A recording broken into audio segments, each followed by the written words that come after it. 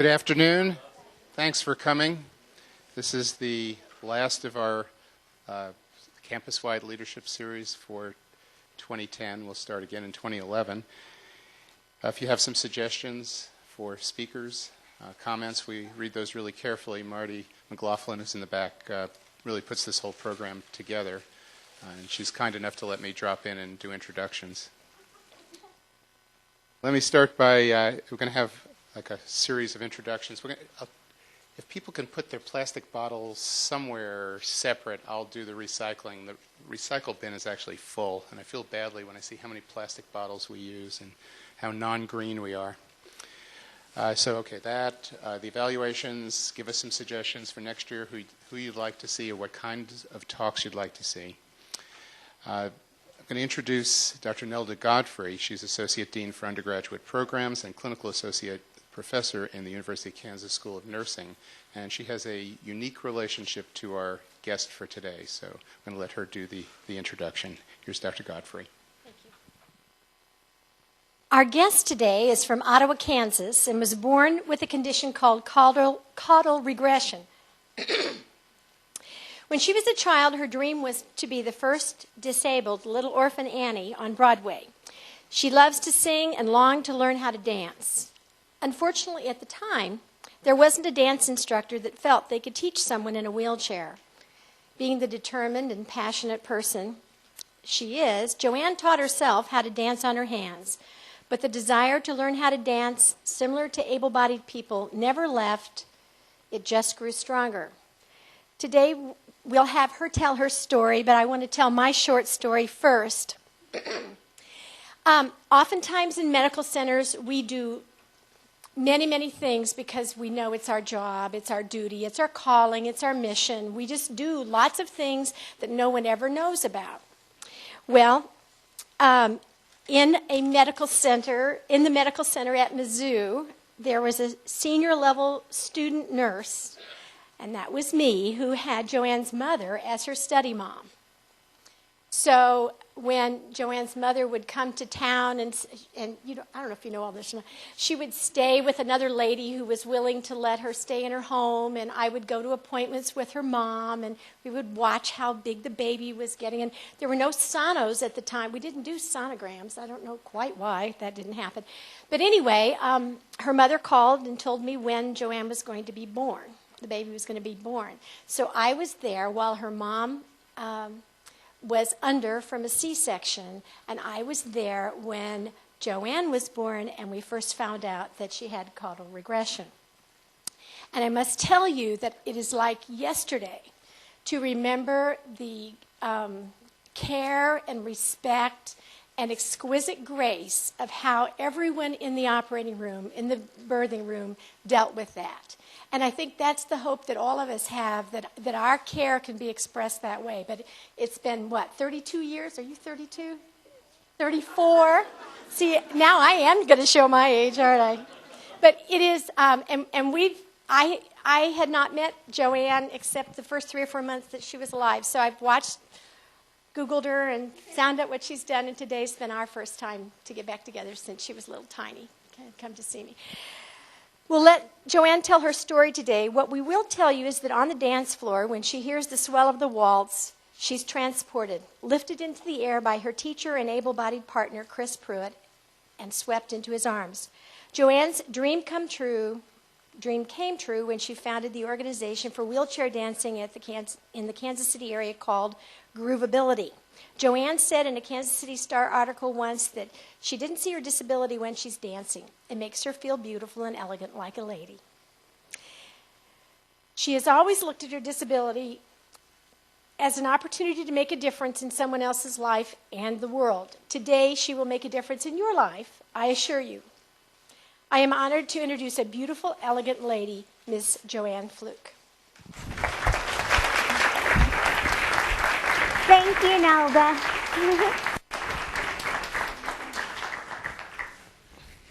I like this. It's like I should have brought like all my pictures because we were talking about that today because I didn't think I'd have like a big area. But you get to hear me speak instead. I will tell you that usually when I start, off my story, I talk about what I've heard from my parents about when I was born. But it was awesome to hear the other side.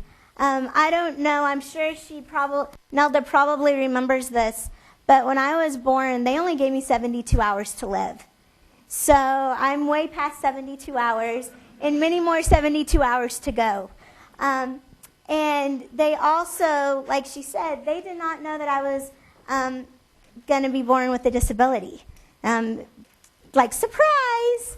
And that's really what my life has been since the very beginning. My parents would attest to that too. And looking back at my life, there's been many surprises. And that is why I am really honored to be here today, because as doctors and nurses, you are a part of those beginning surprises. You don't even know it, but you are. And when I was born, they did not know, like I just said, that I was going to have caudal regression. And how many of you know what caudal regression is? Have you heard of it? No? Kind of? Okay. I'm very interactive with the audience, so if I ask questions, shake your head, no, and all that jazz. Also, I know in the past you guys have waited to the end to ask questions, but I would really like, if I say something today and you want to, there's just a question right in your head right then, raise your hand, because there'll be people around to have a mic. So don't wait until the very end if you feel like you want to ask it right then. But back to when I was born, they actually, with caudal regression, my legs are webbed at the knee. So, and my spine stops at the waist. And I always tell people it's kind of like spina bifida, because a lot of people know obviously what spina bifida is.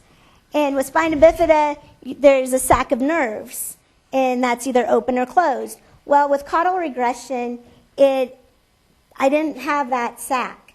What actually happened is my nerves from at the bottom of my spine just spidered out. So because of that, some of the challenges that I have is there is no feeling from waist down, and I'm on like the cath, self-cath program and all that stuff, and as doctors and nurses, you all understand that. But the other thing is they broke my right leg when I was born, because they literally thought it was my arm. And what my mom remembers about that time was she remembers hearing when she's out in La La Land with her, good old lovely medicine so she didn't have to feel this pain. You have a beautiful daughter. We have her arm. Oops, it's her leg. So literally, when I went home 6 weeks later, my parents were still packing my leg because it was broke. And they kept me for so long because I was premature. I weighed 4 pounds, 3 ounces, and that's pretty big now for a premature baby. But back then, that was kind of scary. And literally, my dad could hold me in the palm of his hand. So that's how small I was on top of it. And the one thing that I will tell you is when Nelda was talking, you as doctors and nurses, I really believe that. You are the beginning of why I'm the way I am today.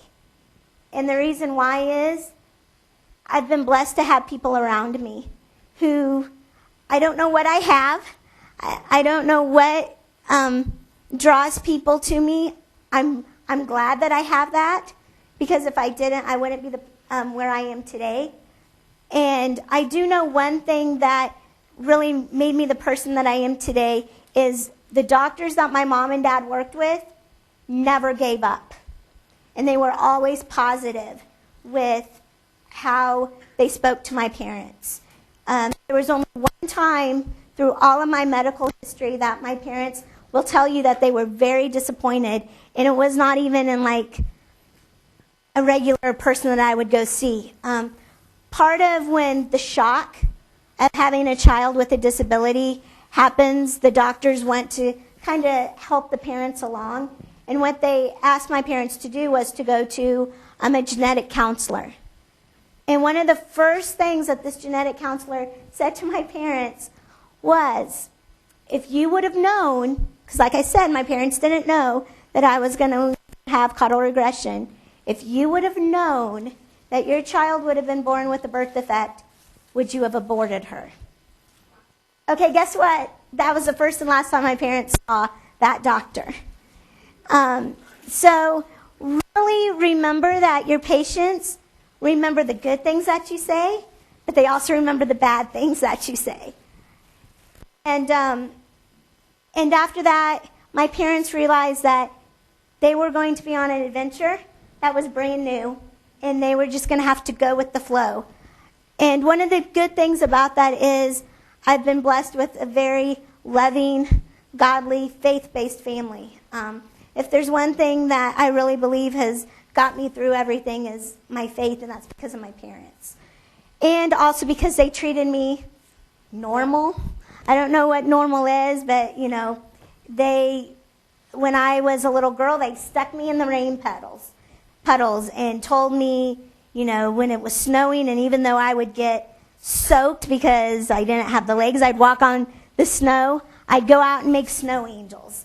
I live in Ottawa, and there's a big old bank to go sledding. I would up that bank and go sledding. I mean, I was literally just like any other child as a kid. I went to a public school. They tried to put me in special ed just because, you know, you have a disability. That doesn't mean anything in my book, just because you have a disability. I really believe everyone has a disability in some way. That's just how I've been brought up. And so I went all through grade school. I did have many surgeries when I was a child. I went until I think I was 3 years old. And one of the only times that I've been here at KU Med is, like I said, part of the issues with caudal regression is just keeping up with, you know, the kidneys and the bladder and all of that stuff. And I was here for a test, and I had an x-ray, and I can remember sitting on that cold slab at the age of 3 getting this x-ray, and they don't call in your parents just for anything. But they called in my mom and said, I need you to look at this x-ray. And so they took her back, and I had this little perfect circle in my stomach. And they were like, does she have a monitor in her? Is there something that we don't know about? And they're like, no. Mom's like, I don't know what that is. Well, come to find out, I also went to preschool, and I was very active. And one day I was playing grocery store, and since I was so small, I became the cash register. I really did. And literally, I took the penny and swallowed it, but there was no change that came out.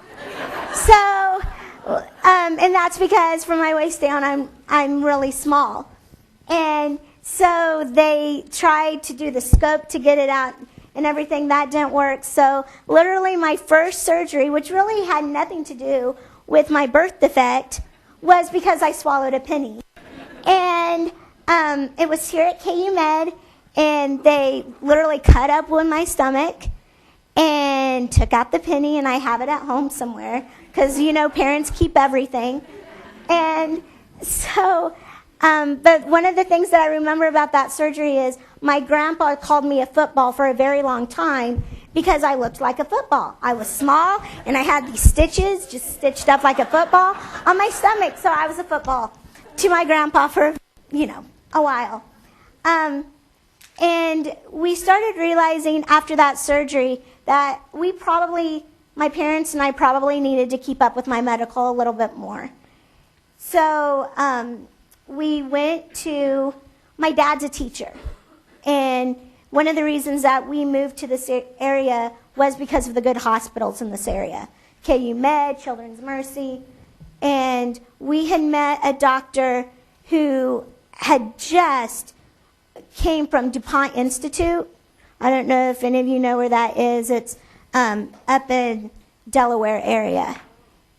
and he had just moved to Children's Mercy, and we had met him, and I was the first child that he had seen with this birth defect. And literally, I truly believe what the doctor said when I was born, that I was 1 in a million, because I have not met very many after me. I get really excited when I know that there's little ones like me, though. There's actually one right now who is on YouTube, and she acts like me. I think that maybe I could have had her because she likes to dance, she likes to sing.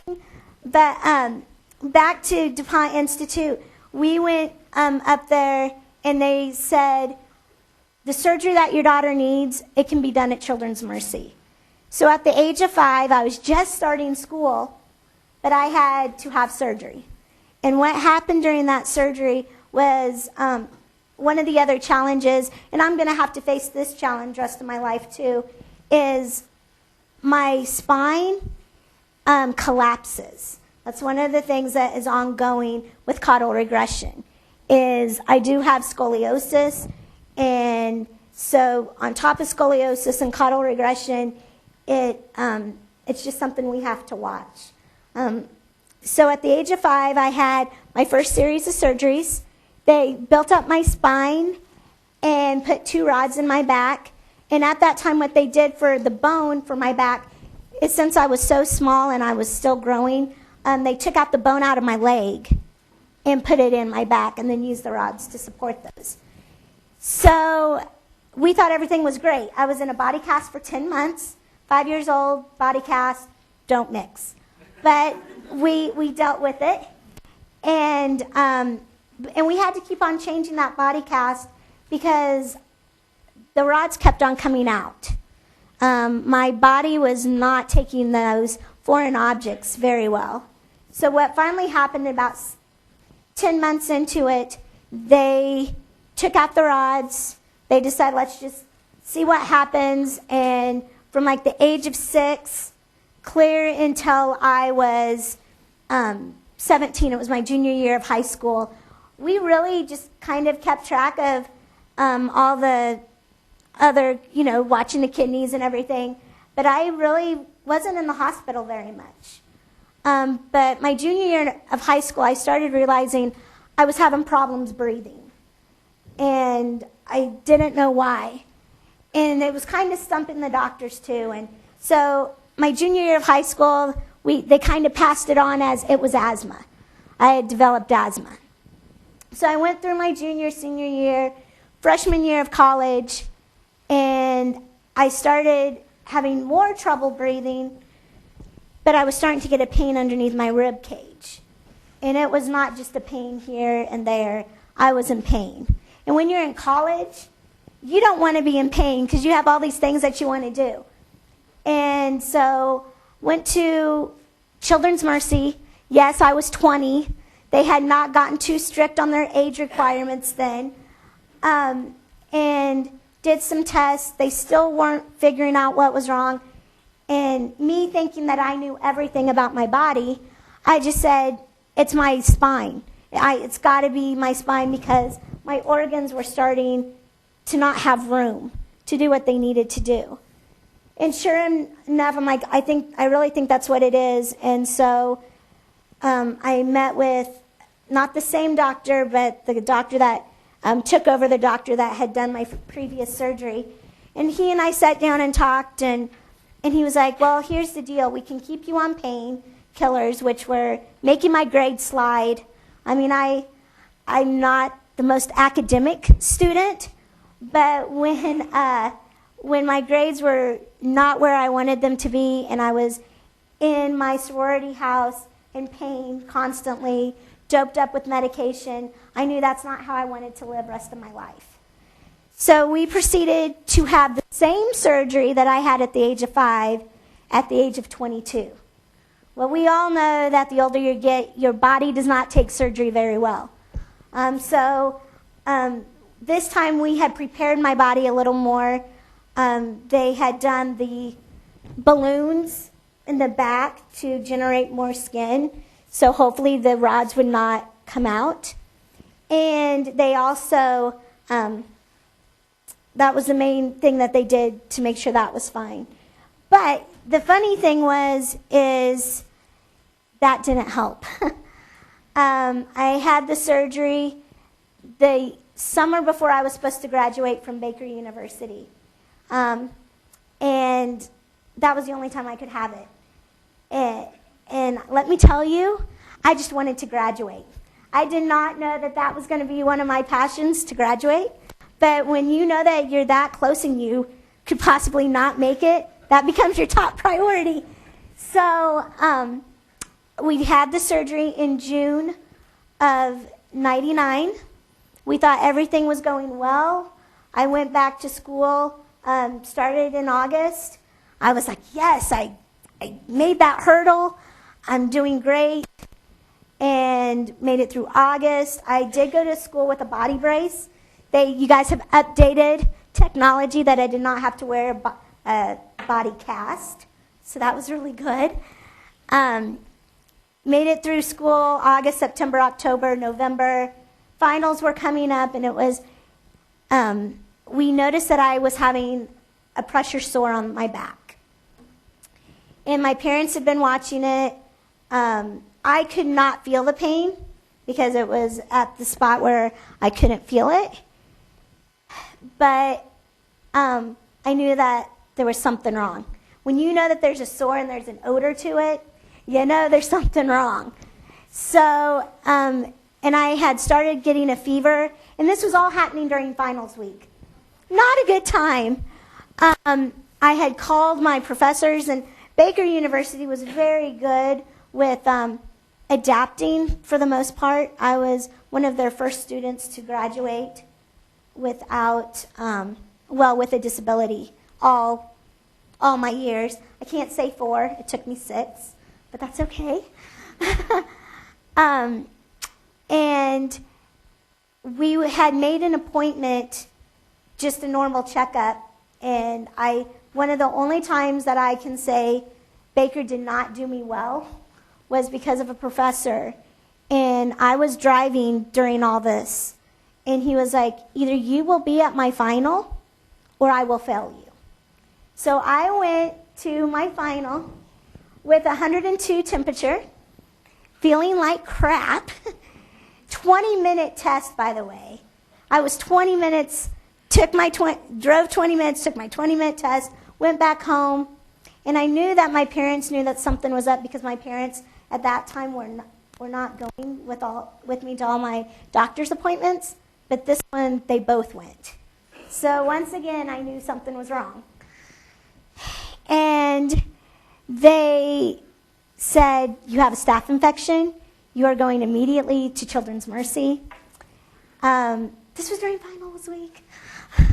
I was freaking out, trying to stay calm, but I knew that this was very serious. And so to make a long story short, I was in the hospital for 14 days, had 5 surgeries within those 14 days, irrigating it, getting it closed, all of that stuff. Luckily, it was during winter-fall break, so I got to go home with the PICC line for 6 weeks, get my body rejuvenated, get the infection out of me, and finished my last semester and graduated in May of 2000, so, which is amazing. Thank you. Which is amazing because, like I said, determination. Determination is another thing that just kept me going through everything. And perseverance and faith and having the right people around me at the right time. And that's what's amazing about, I know this is about leadership and where do you get your leadership and how did you become the person that you are. And I will tell you that number 1 is my parents. Number 2, it's the people around me who never gave up. And therefore, I never gave up. And that started really at a young age. That started when, like I said, they wanted to put me in a special ed class. And I said, no, I'm just like everyone else. I think I'll be just fine with all my friends. And when they wanted to, in middle school, it was a 3-story old building, and they wanted to just accommodate me on the first floor. And I was like, you will do something about this, because I will be with my friends and my classmates. And it's when I had to decide, when I went to high school, if I was going to go to the school where my dad taught, which was more accessible, or stay with my friends and go through all my years at Ottawa. And I stayed in Ottawa. And all through that, I was really blessed because I was getting these opportunities to be a leader. I was the youth leader for our church. I was the president. In high school, I started Students Against Drunk Driving, and I was a part of the K Club, and we did all these service projects in Ottawa. And that's where I found my passion to help others. But my other passion, like Nelda said, oh yeah, I love to sing. I love to dance. Yeah, there's many stories that I could tell you about my singing and dancing. The first one was, when I was 2 years old, and here I am in a new church with my dad, and I don't get shy very often, but I was so shy that I was crying, and I was scared, and I was supposed to be in this, I was supposed to sing a song called I Am a Promise. And the words go something like this. It goes, I am a promise, I am a possibility, I am a promise with a capital P. I am a great big bundle of potentiality, and I am learning to hear God's voice, and I am trying. He'll help me make the right choice. I'm a promise to be anything God wants me to be. And that's where that started, was with that song. So, went through all of that, graduated from Baker, and realized I had started getting more involved in the disability community. And I realized that there's kind of a barrier even within the disability community. You have people who don't expect things and they just go after them. And then you have people within the disability community who just expect things. That's just how it is. Because of their disability, they should have these modifications. And that's just how it is. And I'm not that way. I very much like to adapt more than it needs to be accessible. Not saying that's right or wrong, but that's just how I am. And one of my best friends who has spina bifida found out that there was an organization that was starting in 2004 called Miss Wheelchair Kansas. And she said, you need to run for this. And my friends will attest to this. I am pretty humble. I don't like to talk about all the things that I've done and what I'm going to do and where I'm going. I'm just kind of like, I'm just JoAnne. And she's like, no, you need to do this. So I went for Miss Wheelchair Kansas in 2005, and I will never forget, because all the other contestants were very much advocates. They had been in the Capitol fighting for all the things that the disability community wanted, and I was just me. I'm just JoAnne. And I can remember going up the morning before the ceremony, and I had done all my interviews with the judges, and I had told my mom, I said, I'm okay if I don't get this. I just want you to know that. I'm okay, because this has been a great experience. And she was like, okay. I go, I don't think I'm what they're looking for, because I didn't think I was an advocate. And so went through the ceremony, had to give a 2-minute speech, gave the 2-minute speech, and then they asked me 2 questions. The first question was, if you could describe the disability community, what would you hope it to be? I said, I would like the movie to be Pay It Forward. Because I think that's one thing that individuals who have a disability, we always need to be giving. We're blessed to have people around us to help us, but we need to give back. So I said, Pay It Forward. And then the next question was, if you had a billboard what would you put on it? And I thought for a couple seconds, and I said, if I had a billboard, what would I put on it? I said, I would put, because there were 4 contestants, and we had just talked about this the night before, I would put on it one quote: wheelchairs are sexy too. And it would have all 4 of us contestants on it, and we would be all dolled up, and it would be all over the state of Kansas. That's one thing I have not done yet. So, yeah, not yet. But one thing that did come out of winning Miss Wheelchair Kansas was I realized I had something, and I realized that I needed to get my voice out there even more. And so I really got back into dancing, mainly because I was looking into the transition years. And those transition years, I will tell you right now, as a person with a disability, there needs to be more programs for those years for people with disabilities at the ages from 16 to 25, 27. What happens with individuals with disabilities is they get through high school and they may not have the determination or the desire to go to college. That just stops. Their socializing stops after high school. And they need more programs to socialize, to stay fit. And that's where my friend and Tiffany and I were looking at, was starting a camp for the transition years. But I got bored looking for places for camps when we were starting this, and I was on YouTube the day that we were looking for sites for camps and found wheelchair ballroom dancing. And the camp kind of went down the wayside, and I typed in wheelchair ballroom dancing in KC, and there was only one studio that popped up, and that was Bella down in Westport. And so I called there, which was odd because I usually don't just pick up the phone, but I called and said, yes, I'd like to know if you have classes for wheelchair ballroom dancing, not knowing who I was talking to. His name was Chris, and he said, no, I do not have a class yet because I'm looking for a dance partner. Do you know of someone? I'm like, no, I do not. I do not? No, I do not. And he was like, well, I need to know if my studio is accessible. Will you come and at least look? I'm like, yes, but I'm not your dance partner. That's what I kept on telling him. I'm not your dance partner. Okay, I became his dance partner. And needless to say, that happened in April of 2007. He got the bug of wheelchair ballroom dancing. We started moving forward.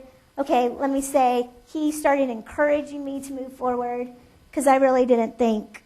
I was like, I just want to dance. And that's one thing, when you have the passion that I have, you seem to want, you don't want to start things, but you know if you don't start them, they're not going to get started.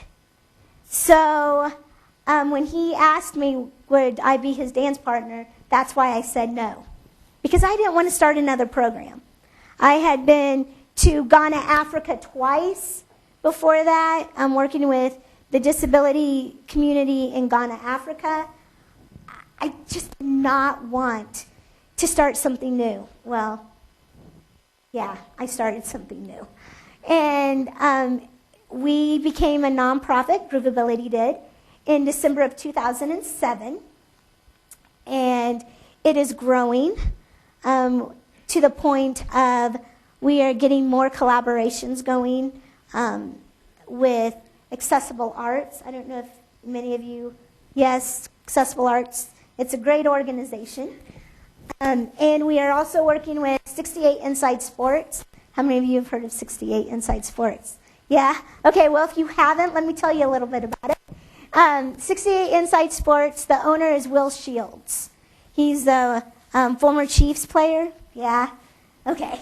Anyway, there's a story behind Will Shields and I. After my series of surgeries, my last series of surgeries, Children's Mercy was looking to start a music therapy, and they wanted to incorporate it with sports because therapy, kind of sportish. I didn't see them, but I smiled and nodded. But I knew that they wanted a singer. And they were like, you can sing. Let's get you to sing the national anthem at a Chiefs game. I'm like, are you kidding me? And they're like, no, we'll get this all set up for you. I'm like, okay. So that's the first time I met Will Shields. He actually can sing too, besides just play football. He does more than just that. He is very passionate about his community, and he is all about inclusion and making everything accessible for everyone. So that's my new endeavor. My new passion, besides Groovability, is to make his sports center, fitness center, accessible to all. And if you have been to any fitness club, they're not that accessible. So I'm really hoping that that will be the club where people with disabilities feel comfortable because of the programs and because of the equipment and because of the people that work there who are awesome. And that is where I am heading. Groovability is growing. We write this down. I don't know when everyone's asking me this, but last February and March, a production studio came to Kansas City, and there will be a documentary on TLC, either the middle of May or June, called Dancer with Tiny Legs. That's me. And it's all about Groovability and how it started and my life and how everything's just evolving and how I picked my new dance partner. I don't know if it's a good thing. I started in 2007, and within three years, I'm on my second dance partner. I know it's not because of me. I do know that. He just thought that he wanted to go get married and live in Hawaii. So I'm like, go do it. So, but that's what the documentary's about. It's about me picking a new dance partner. He actually is amazing. He and I do really well together. So I actually have a video of it. And this video, you are one of few people to see this video because the documentary people say, don't show it yet. But I told them I am going to show it for this opportunity. After the video, we have time for questions. So if you have questions, we'll close up with that. And thank you for your time, and I hope you got a lot out of this.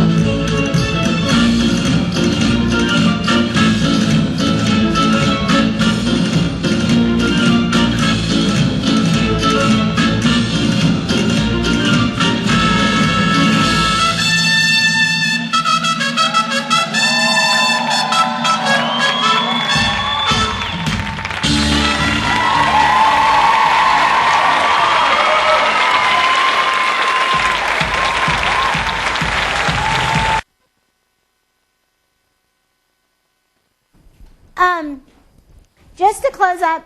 Well, real quick, questions? Woo, yay, questions. Yes. How did you select your second dance partner? I selected my second dance partner by, that was part of the drama of the documentary. We actually had Sandra Fortuna. I don't know if any of you guys are Dancing with the Stars fiends like I am. Her son, Brian Fortuna, was one of the first dancers on Dancing with the Stars. And she actually has wheelchair curriculum for wheelchair ballroom dancing. And so she came in, and that's the unique thing about Groovability is we are certified, our instructors, professionally. So they can go out and teach it. And he is one of our instructors. And he and I just click really well. We have a lot of fun together, and he's very passionate of similar things like I am. That's how I picked him. Thanks. Kind of two questions, really. Look like maybe a special wheelchair for dancing. Is that, did you have to design that, or was there something out there? And No. also, Go ahead. during practicing, have you ever been tossed out of your wheelchair? Oh, my goodness. Yes. Yes. The first question about the wheelchair, those wheelchairs are really expensive. And I will tell you, because of my passions, they are not bringing in a lot of money. So what we did with that is not the first wheelchair that I started with. It's actually the wheelchair I have now. And the only modification that we've made with it is there's 2 axles.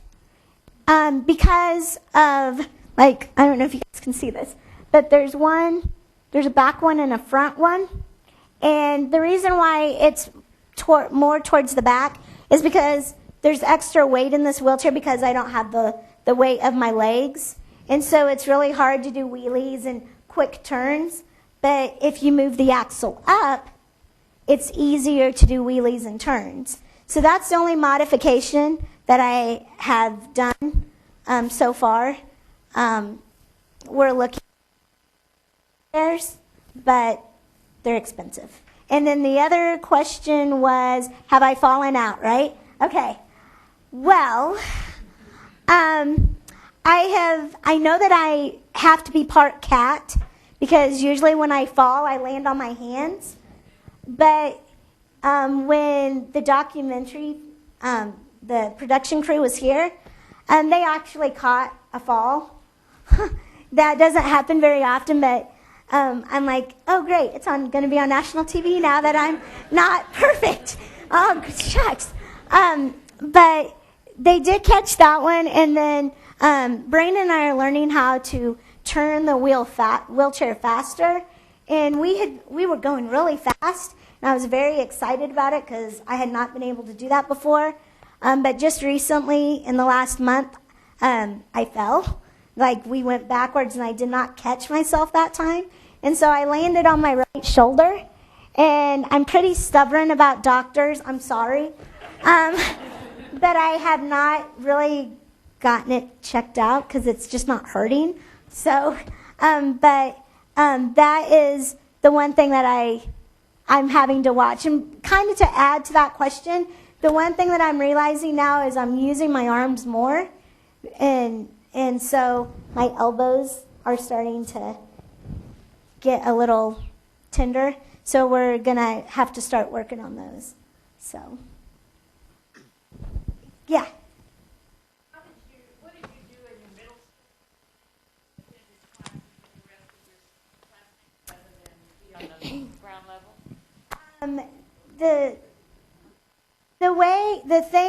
She asked, how did I stay with my classmates in the middle school? I was very persistent in a nice way. I can't be mean very often. But they would not put in an elevator because it was in a historical building. So any of you remember the movie Goonies? Not Goonies, Gremlins? And they had that elevator thing on the side of the stairs. Yeah, they put that around the staircase.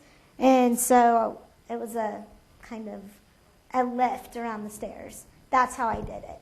What about high school? High school was all on one level except for the locker rooms. And I think that's why working at a fitness center now because I kind of put it aside in high school and just did dancing. Well, now I'm in a fitness center. So I thought that I was going to get away from working out.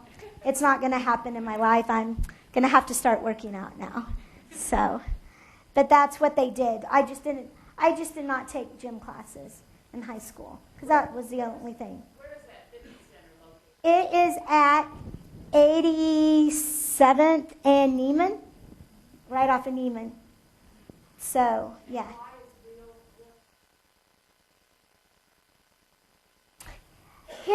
His passion, it started off with at-risk kids and just, helping people. And he just has a heart for that. That would be a good question for him. All I know is that his passion is for everyone to have the same opportunity. No matter their, social class, everything. Everyone needs the same opportunity. You're welcome.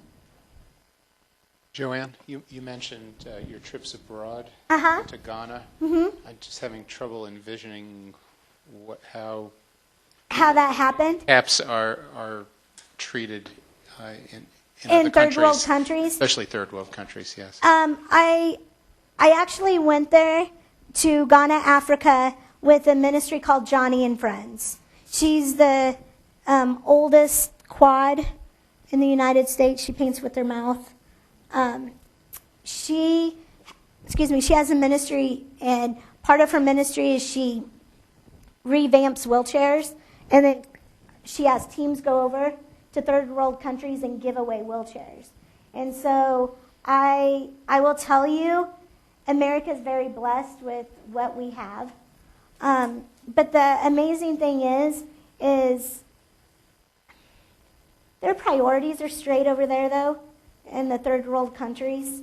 They're not all about, like, the materialistic things, and they adapt.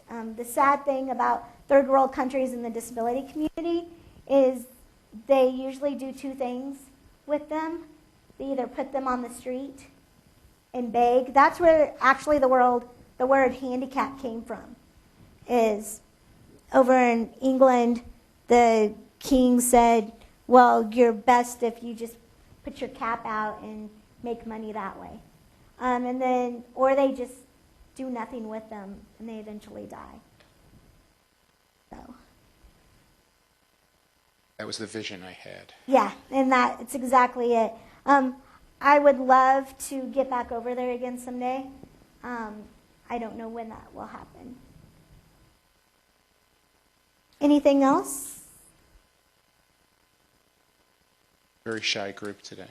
I know, why? You brought all this energy here. How about a closing leadership thought? This is our last leadership series, and it was a great way to cap it off. Well, thank you. I would just say that my motto for life is reaching up, reaching out. And the reason why that's my motto is because I don't think you can be a good leader until you know who you are. You have to know who you are before you can be that productive leader. And then once you know who you are, you want to go out and help other people figure out who they are. And so that's my motto. Reaching up, reaching out, and that's what I really believe that's what a good leader is you know who you are, and then you go out and help others figure out who they are. So thank you.